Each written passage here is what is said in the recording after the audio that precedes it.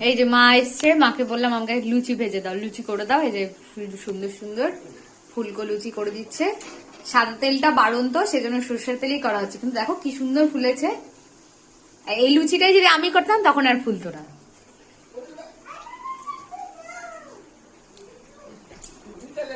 মা এখন বেলে দিচ্ছে, আর এই যে আমি ভাজছি, আর এই যে এদিকে ভাজা হয়েছে।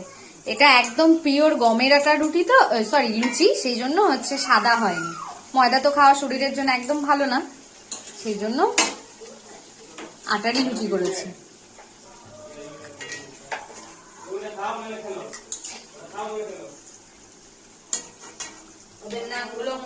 কারা কারা লুচি খেতে ভালোবাসো অবশ্যই কমেন্ট করে জানিও।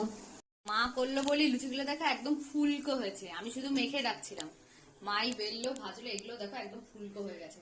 রাখার অভাবে নিচের গুলো চিপসে গেছে, মানে বাটিটা ছোট হয়ে গেছে, আর লুচিগুলো হচ্ছে অনেক হয়ে গেছে লুচি। হ্যাঁ নরম, দেখো একদম ফুলে গেল, এটাও ফুলে যাবে। এই না